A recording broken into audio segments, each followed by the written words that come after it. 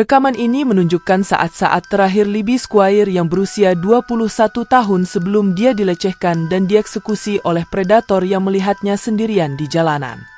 Libby sedang mabuk dan dalam keadaan rentan setelah dia keluar malam bersama teman-temannya. Dia pikir predator itu akan membantunya, tetapi pada akhirnya dia ditemukan mengambang tidak bernyawa di sebuah muara. After 7 weeks, Libby's family were told yesterday that a body had been found in the Humber estuary. Tonight, they got the news they'd been dreading, as police confirmed it was Libby's body. A post-mortem examination that began this afternoon continues tonight as police try to establish what caused Libby's death. They say this is a hugely distressing time for her family and a very difficult time for all those who've been involved in the investigation. Namun bagaimana Libby bisa berakhir pada situasi tersebut pada malam itu, dan siapa predator yang melecehkan lalu mengeksekusinya, inilah kisah tragis Libby Squire.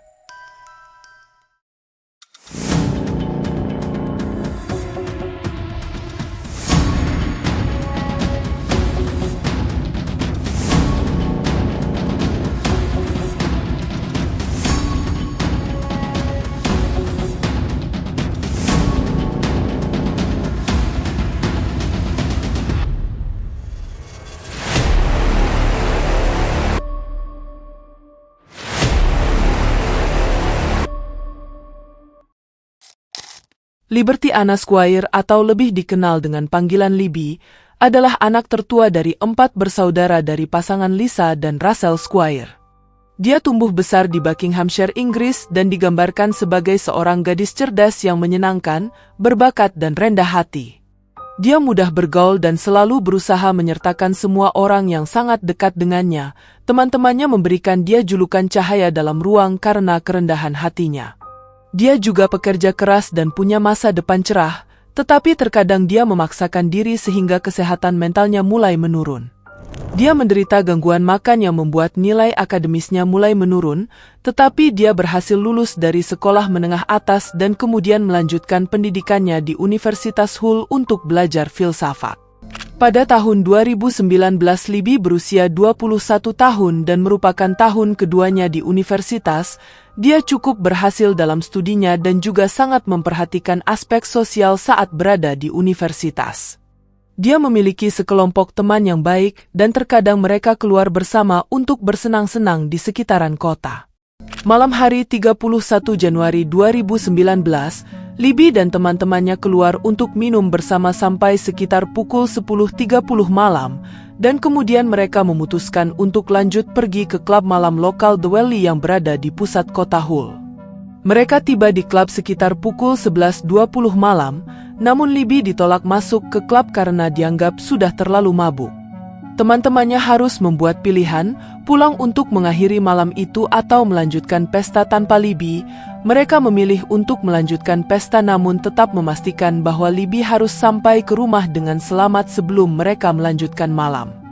Sekitar pukul 11.26 malam, mereka terlihat dalam rekaman CCTV sedang memasukkan Libby ke dalam taksi dan menyuruh sopir untuk membawanya pulang. Mereka bersama menyaksikan taksi itu pergi membawa Libby, tidak pernah membayangkan bahwa itu akan menjadi momen terakhir mereka melihatnya. Berjam-jam telah berlalu tanpa ada yang mendengar kabar dari Libby. Sekitar pukul 2 dini hari salah satu teman yang tinggal serumah mengirim pesan teks ke teman lainnya yang tidak ikut berpesta dan sedang berada di rumah untuk memeriksa bagaimana keadaan Libby. Namun dia terkejut mengetahui bahwa temannya itu tak pernah pulang dan tak ada yang melihat atau mendengar kabar darinya sejak saat itu. Teman serumahnya sangat khawatir bahwa sesuatu telah terjadi padanya, tetapi karena Libby meninggalkan ponselnya di rumah sehingga tidak ada cara untuk menghubunginya. Mereka menelpon orang lain di kampus untuk mengetahui apakah mereka melihatnya, namun tidak ada seorang pun yang pernah bertemu dengannya. Kekhawatiran berubah menjadi ketakutan ketika mereka menemukan kunci kamar Libby di taman dekat rumah mereka dan berpikir bagaimana jika dia terluka. Apalagi pada saat itu dia sedang mabuk dan di luar sangat dingin karena salju yang menutupi jalan. Pada pukul 2:21 dini hari, mereka menelpon polisi dan melaporkan dia hilang. mereka juga menelpon orang tua Libby dan memberitahu mereka tentang apa yang terjadi. Dengan riwayat kesehatan mental Libby, teman-teman dan keluarganya bertanya-tanya apakah ini adalah keinginannya untuk menghilang, tetapi mereka dengan cepat menepis asumsi itu karena Libby berada di lingkungan yang baik dan terlihat senang akhir-akhir ini serta dia juga menerima nilai yang bagus dalam ujiannya. Pencarian Libby segera dimulai dengan lebih dari 70 personil polisi yang ditugaskan dalam pencarian tersebut. Mereka meminta keterangan warga sekitar, mencari di saluran pembuangan tempat sampah dan menelusuri area hutan terdekat untuk mencari petunjuk mahasiswi yang hilang. Teman-teman sekelas Libby juga bergabung dalam pencarian, serta warga lokal diminta untuk memeriksa gudang dan properti mereka. 3 days since Libby Squire was last seen, and forensic officers from Humberside Police have spent a day at the place where she was last spotted. They collected items of interest as their investigation into the missing 21-year-old student continues. Police say they're extremely concerned for her welfare. Specialist teams aided by Coast Guards are continuing their search efforts along the nearby River Hull. Students have also helped in the ongoing operation. She's a lovely person and it's so out of character for something like this to happen. Please come home, we know, we love you and all the support, there's over 200 people in there for you, please come home soon. Obviously when people go out and they drink, sometimes you lose your phone or you can't get home quite as easy, but she's always made sure that she's found a phone or anyone she can contact to make sure someone knows she's safe, regardless of what happened. So to not hear anything from her at all is completely not like her. Polisi kemudian melacak dan menemukan sopir taksi yang menjemput Libby pada malam itu, namun dia bersikeras bahwa dia telah menurunkannya di rumah seperti yang diinstruksikan dan dia melihatnya sendiri berjalan menuju pintu depan rumahnya. Untungnya bagi pengemudi taksi, rekaman CCTV di daerah tersebut dapat menguatkan ceritanya. Dalam rekaman yang tertangkap menunjukkan Libby diturunkan depan rumahnya di Wellesley Avenue pada pukul 11.30 malam. Tetapi karena suatu alasan, Libby tidak masuk ke dalam rumah. Dia malah berjalan sendirian di pinggir jalan pada pukul 11.37 dan tampak sangat mabuk. Pada pukul 11.39, dia tampak menjatuhkan sesuatu dan ketika mencoba mengambilnya dia tersungkur ke salju. Dua pejalan kaki menghampiri untuk membantunya. Saat mereka melihatnya dari dekat tergeletak di salju, mereka berkata bahwa gadis itu menangis dan terlihat gelisah. Ketika mereka mencoba membantunya, dia bersikap agresif dan membentak mereka agar segera meninggalkannya sendirian dan mereka pun menyerah. 10 menit kemudian, sekitar 1 kilometer dari rumahnya, sekelompok siswa melihatnya dan mencoba memasukkannya ke dalam rumah mereka untuk memeriksa apakah dia butuh pertolongan, tetapi Libby mengabaikan mereka dan terus berjalan tanpa tujuan yang jelas. Pihak berwenang mengatakan bahwa mengingat betapa dinginnya malam itu, Libby mungkin menunjukkan gejala awal hipotermia. Pada titik ini keadaannya belum diketahui, tetapi polisi mengatakan bahwa mereka masih memperlakukannya sebagai kasus orang hilang. Mereka mendesak siapapun yang memiliki informasi agar segera melaporkan. If anyone was driving around the area between 11 p.m. on Thursday evening and 3 a.m. on Friday morning and has dashcam footage, we would urge them to come forward. Orang tua Libby yang sudah terlihat putus asa mulai memohon kepada publik untuk membantu mereka menemukannya. Please come forward with any information you may have, no matter how small or irrelevant it may be. We just want Libby home. Libby, my darling pie, we just want to know that you're safe. Please get in touch with us any way you can. The whole family is missing you, especially me and your dad, sisters and your brother. I miss you so much. It's breaking my heart not knowing where you are. I love you more. Seiring berlalunya hari tanpa tanda-tanda dari Libby, lebih dari 100 petugas polisi dan spesialis didatangkan untuk membantu. Mereka mulai menelusuri area sungai untuk menemukan tanda-tanda Libby. It's day 4 of the search, and now experts are looking for clues in the water. This river is a few meters from where missing student Libby Squire went missing on Thursday night. On the road where Libby lives, the search effort is just as thorough. Police officers hoping to find even the smallest clue to piece together her last known movements. Namun pada akhirnya, polisi menemukan terobosan nyata pertama mereka dalam kasus ini. Polisi menemukan petunjuk penting dari seseorang yang mengatakan bahwa mereka mendengar wanita berteriak di sekitar lapangan bermain Oak Road pada jam 12 malam, pada malam di mana Libby menghilang. Jeritan itu terdengar berasal dari daerah hutan di sekitar area lapangan dan teriakannya sangat keras sehingga membangunkannya. Dia melihat keluar dari jendela dan melihat seorang pria bergegas menuju mobilnya. Dengan informasi baru ini, polisi memeriksa kamera pengawas di sekitar area itu dan apa yang mereka lihat cukup meningkatkan kasus tersebut dari kasus orang hilang menjadi kasus penculikan. Pada rekaman mereka menemukan mobil Vauxhall Astra berwarna silver telah berkeliling di sekitar area tersebut selama berjam-jam sebelum Libby terakhir terlihat. Sekitar pukul 11.55 malam, mobil berhenti di ujung jalan dekat tempat Libby berjalan, lalu seseorang keluar dan mulai berjalan ke arah Libby tampak seperti sedang membuntuti. Kemudian dia menyeberang jalan dan berjalan di sisi lain tetapi ke arah yang sama, seolah-olah orang itu sedang mengamati situasi dan melihat apakah Libby benar-benar sendiri. Ketika pria itu memastikan bahwa Libby sendirian, dia menyeberang ke jalan dan mulai berbicara dengannya. Tidak diketahui apa yang mereka bicarakan, tetapi setelah 5 menit mereka berjalan bersama ke arah yang berlawanan dari yang dituju Libby sebelumnya. Beberapa menit kemudian Libby terlihat berdiri di trotoar sementara pengemudi duduk di dalam mobil. Polisi percaya bahwa pengemudi itu sedang menunggu jalan sepi sebelum melanjutkan rencananya. Sekitar pukul 12.08 malam, Libby terlihat masuk ke dalam mobil pria tersebut dan mereka bergegas pergi. Kemudian mobil yang sama terlihat lagi di tempat parkir di sekitar lapangan bermain Oak Road. Mobil itu ada di sana sekitar 10 menit, yaitu sekitar waktu yang dikatakan saksi mata bahwa mereka mendengar suara jeritan. Lampu mobil kemudian menyala dan terlihat meninggalkan area tersebut kembali menuju ke jalan. 2 orang wanita kemudian memberi informasi yang cukup membantu. Mereka melaporkan bahwa sekitar pukul 3 pagi di hari yang sama, seorang pria berjalan di depan mereka di jalan kemudian berhenti dan mulai melakukan tindakan menjijikkan memuaskan diri. Para wanita itu merasa ngeri, namun orang cabul itu nampaknya tidak peduli dan malah menikmati reaksi kedua wanita itu. Polisi kemudian memfokuskan garis waktu tersebut untuk melacak pria yang dimaksud dan seperti dugaan, dia adalah orang yang sama yang membawa Libby pergi menggunakan mobil.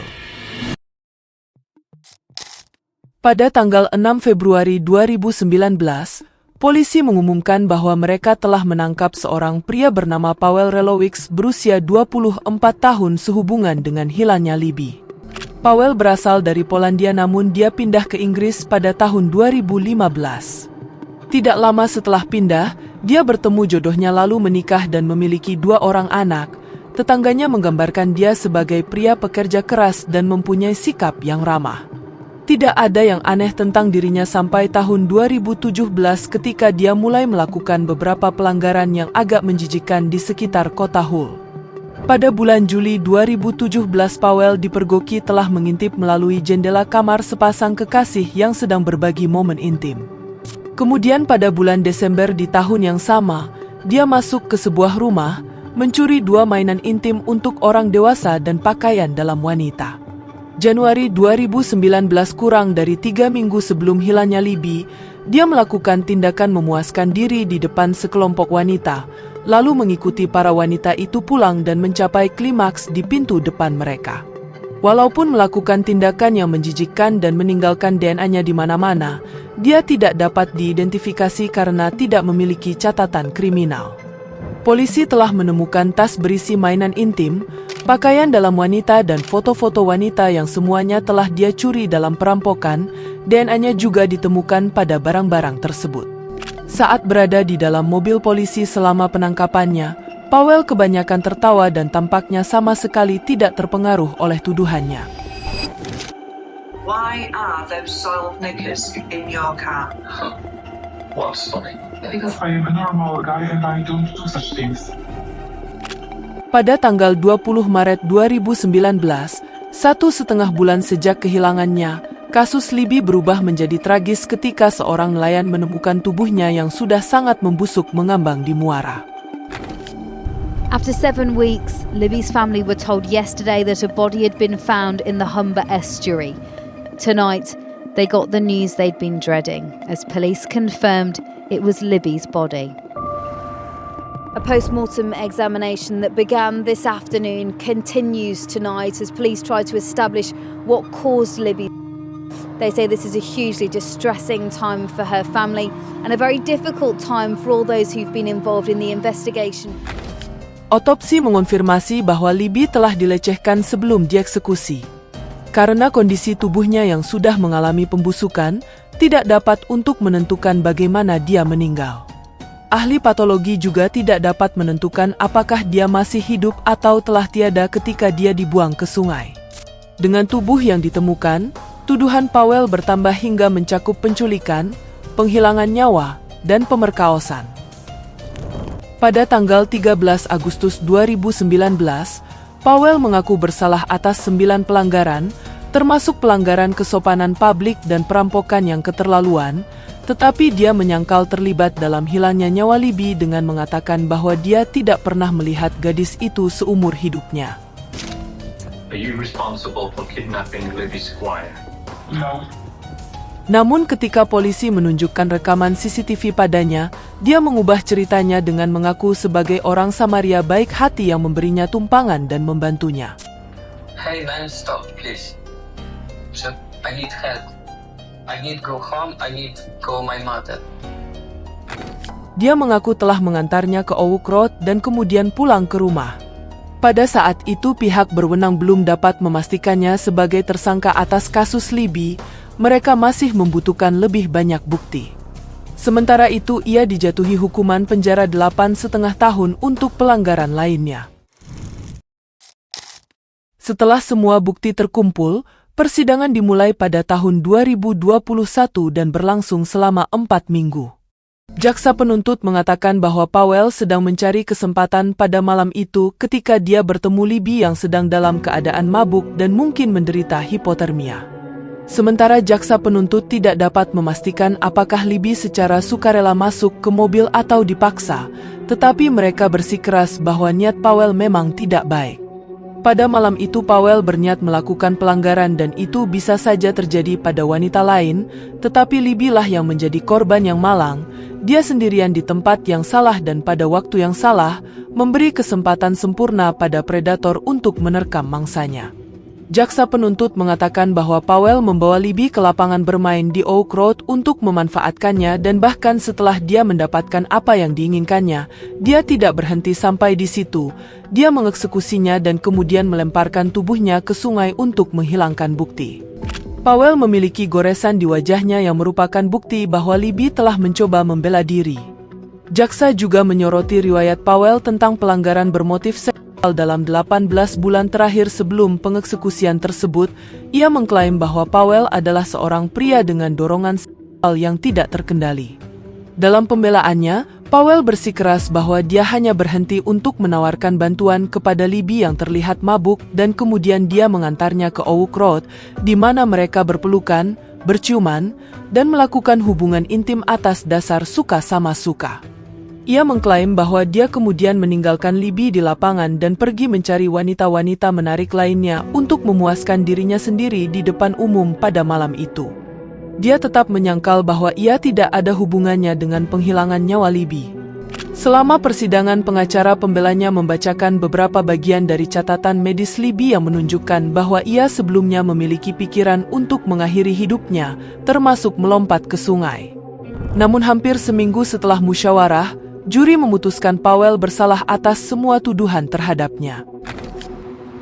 Yes, just in the last few minutes, the jury, which has been deliberating for 5 days now, coming back with guilty verdicts for both counts of murder and against Libby Squires, the 21-year-old Hull University student who went missing after a night out with friends in January 31st, 2019. Powell dijatuhi hukuman penjara seumur hidup dengan peluang pembebasan bersyarat setelah 27 tahun.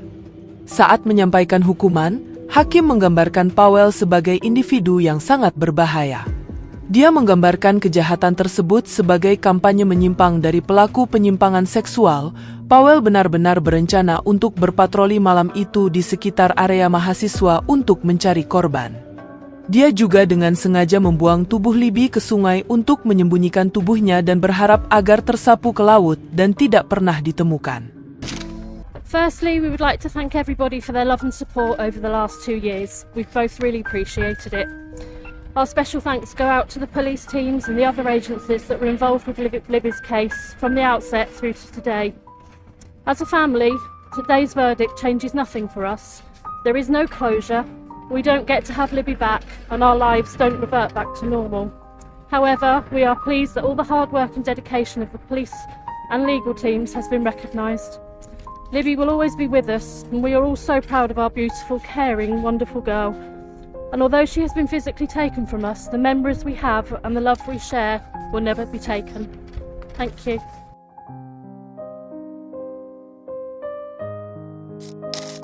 Istri Powell menceraikannya setelah dia dihukum dan dia kembali ke Polandia bersama anak-anaknya. Istrinya bersikeras bahwa dia tidak curiga apapun tentang suaminya karena hubungan mereka sempurna dan dia adalah ayah yang baik bagi anak-anak. Dia berkata merasa ngeri ketika mengetahui bahwa pria yang dinikahinya adalah seorang predator dan pengeksekusi. Setelah kehilangan putrinya, Ibu Libby Lisa mulai secara terbuka mengadvokasi agar pria yang dihukum karena pelanggaran seksual non-kontak diberi hukuman yang lebih berat serta terapi. Kampanyenya mengklaim bahwa ini akan mencegah pelanggar tersebut meningkat ke pelanggaran yang lebih serius berupa pemerkosaan dan pengeksekusian seperti yang telah Powell lakukan. Pada bulan Maret 2022, Lisa bertemu dengan Perdana Menteri saat itu Boris Johnson yang bersimpati dengan situasinya. Dia berbicara kepadanya tentang keseriusan masalah tersebut dengan mengatakan bahwa putrinya hanyalah salah satu dari sekian banyak gadis muda yang jadi korban kejahatan predator seperti Powell. Lisa berpendapat bahwa siapapun yang dihukum karena pengeksekusian harus secara otomatis mendapat hukuman penjara seumur hidup tanpa pembebasan bersyarat.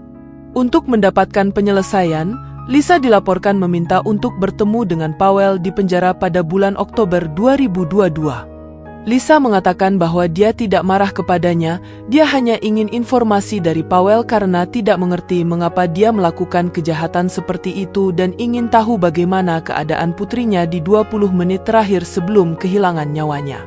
Namun Powell menolak pertemuan tersebut dengan mengatakan bahwa dia mengajukan banding atas kasus tersebut.